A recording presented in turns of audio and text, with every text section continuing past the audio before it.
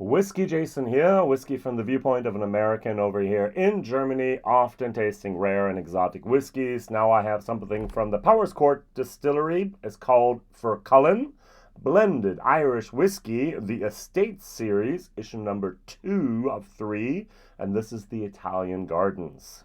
Limited edition Amarone Cask, influence, non-chilled filtered, 2022 expression, 46% ABV, non-chilled filtered, the Powerscourt Distillery in County Wicklow in Ireland. 700 milliliters. I paid €64.90 for this. Whiskey base number 212827. Now I'm going to compare it to something here, and I'm going to pull up the bottle because I still have here the Fercullen the Estate Series issue 1 of 3, which was the Amarone Cask finish. This was a single grain Irish whiskey, and it was named the Mill House. 46%, and this was whiskey base number 190028. About €59 for this, and we're at almost €65 for that. So, the distillery is called Powerscourt. It is on the Powerscourt's estate, which is beautiful. I finally had the opportunity in June of 2022 to visit them and also to go to the distillery. I have a cask there. I'm one of the founding fathers. I know it's called different, but one of the founding members there. And it's very, very cool to see everything, to experience everything there. Now, what I did not realize when I first bought this bottle was I thought it was also a single grain. Shame on me. So issue number 1 was a single grain. Issue number 2 is a blended Irish whiskey. And if I go to the website of the German importer here, www.irish-whiskies.de, DE for Deutschland, Germany, I am told that John Cashman, here, Noel Sweeney, we'll come to that in a second, here, John Cashman, he is now the head of whiskey at Fercullen, and he actually took a 19-year-old single malt from Cooley that had been actually, it was finished since 2017 in Amarone casks, mixed it together with a 12-year-old single grain. Unfortunately, I don't have any information whatsoever if that single grain had also seen Amarone casks or not, and made this whiskey. That's amazing. So we have 19-year-old single malt and 12-year-old single grain. Why is there no information either on the box or on the bottle that this is a 12-year-old product? A 12? Come on, that'd be excellent to have that on there. All right, no, it might be a 10, it might be 11. And the second thing is, where does it say anywhere here on the box or on the bottle? Unfortunately not. Natural color.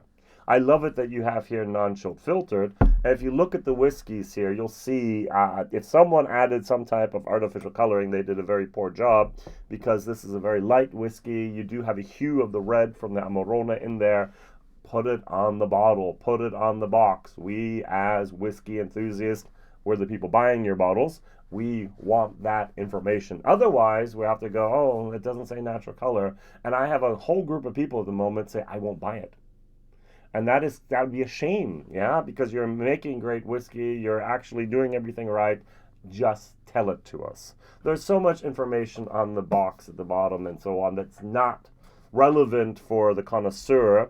What is relevant? Non-chilled filtered, yay, and natural color. All right, good. My little rant and my little rave is over. Now, what's very, very interesting, here you have the timelines. It's interesting that they're different.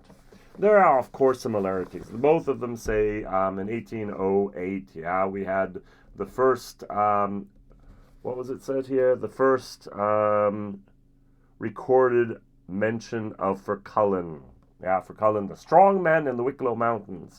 They both talk about 1743, about the Powerscourt house is built there. Then this one talks about 1750. This is our number 1, and this starts off in 1840.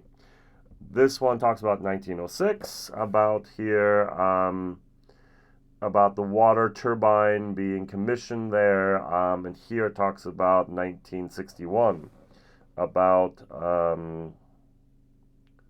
the purchasing or selling of the estate there and turning it into the Powerscourt Estate. So both of them mentioned 2016 that the Powerscourt Limited or Distillery Limited is founded there. This mentions 2018 that the first distillery, the first distillate flows from the stills of Powerscourt. This mentions actually that the master distiller Noel Sweeney. So you do notice that Noel Sweeney left in the meanwhile.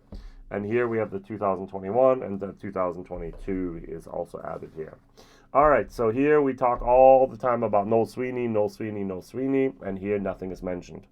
Now, Noel Sweeney did help produce, or did produce that 19-year-old single malt. He did actually make that 12-year-old grain. He made the grains that were here as well. In here, we have grains that were from the year... let's see here. Whoops, clicked on the wrong button. I didn't want that one. I wanted this one. So we had grains that were produced in 2010, 2011, and 2012 from master distiller Noel Sweeney himself. Cooley produces, or produced back then when Noel Sweeney was there, single grain on pot stills, single malt on pot stills and single grain on column stills. That was always something John Teeling, up until this day, is fanatic about. Irish whiskey for him is blended whiskey. Yeah, the single malt is nice and the pot still is exotic, but he is going to produce whiskey that will be a blend of grain and single malt, and it's going to be that which will conquer the world for Irish whiskey. If it's Africa, Asia, North America, South America, any place in the world, Europe, it's going to be a Irish whiskey, which is a blended whiskey, in his personal opinion. Probably right. So, on the nose. Oh, this is very nice. I do get the nice, light cranberry, not cranberries. I'm going to go for currants, red currants. I get an oak. I get a spice. I get a sweetness, a little bit of a barley sugar. I don't know how much barley is in here. My personal opinion is going to be 70% single grain, 30% single malt. For all I know, it's 98% grain and 2% single malt. Don't think so. It could be the opposite. It could be 90% single malt and 10% grain. I would love to have that information somewhere, but it's not openly available, unfortunately. Over here, this is 100% single grain. Now this smells less. It smells dialed down. This is more aromatic, more inviting, more my cup of tea. Very, very nice. Well done. Well done, John Cashman. Nice whiskey here. Cheers.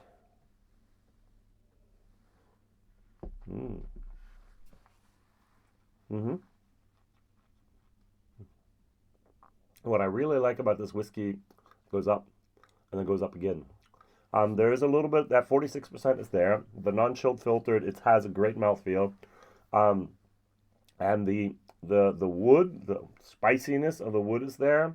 The fruitiness of the Amarone is there, as well as the sweetness of the grain, as well as the single malt. There's a balance here, and it's very, very, very well done in my opinion. Great job. So I should put it that so you can see it. On the tasting notes, the nose, I should have abundance of fruit, cherry, fig, marmalade with sweet hints of lemonade and cream soda. We don't have cream soda in Germany. We don't even have root beer. We do import some root beer over here, but I don't think I've ever seen a can of cream soda. All right, the taste is soft grain sweetness with mouth-filling honey and lemon gives up to a light malt spice, and the finish is long and fruity with a pleasant coating of summer fruit oils. I'm not sure about the summer fruit oils, but there is a viscosity to this, non-chilled filtered, very nicely done. I'm going to give this a B-. Now, the value for money, 65 euros, and my problem is twofold. Number one, it is a no-age statement. Now, I can go online, I can read, for example, at the importer's website and know, oh, look, there's a 19 and 12-year-old whiskey. Had there been a 12 on the label, I would have went, oh, okay, that's interesting. 12-year-old, 46 non-chilled filtered whiskey, 65 euros. That's going to be a solid C. But it doesn't. It doesn't say anywhere that. and therefore I'm going to give this a C minus. Um, sorry. All right.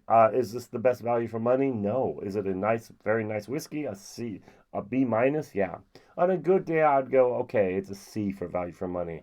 One of my biggest problems at the moment is still that I have prizes in my head and my heart from 2020, 2019, 2018, 2017, 2016 when I started the channel. I still remember what whiskey should cost.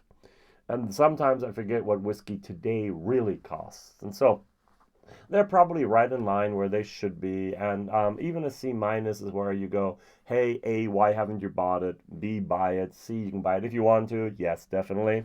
I gave it a great B minus for taste. This is something you buy it. Yep. D, no thank you. And F, why was the stuff even made? Crazy. All right. So maybe my perspective of pricing has not yet adapted to reality. Going over here to the single grain. Cheers.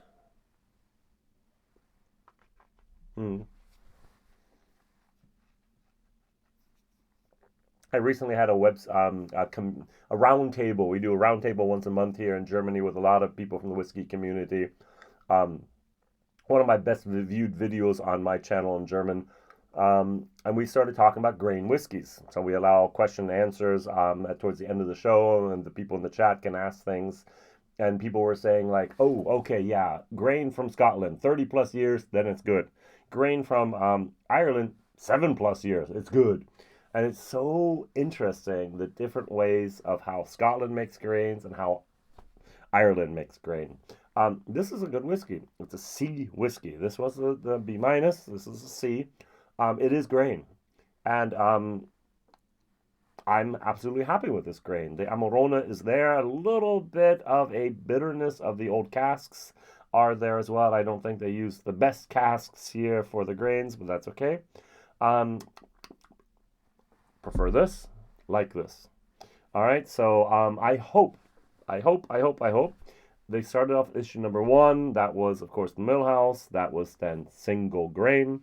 They moved over to the Italian Gardens, which was the standard in Ireland blended Irish whiskey. And I kind of hope that the number 3 is going to be the Waterfall, and I kind of hope it's going to be a single malt. I don't know if they'll be able to keep the €65 price range that they had almost here. Yes, here.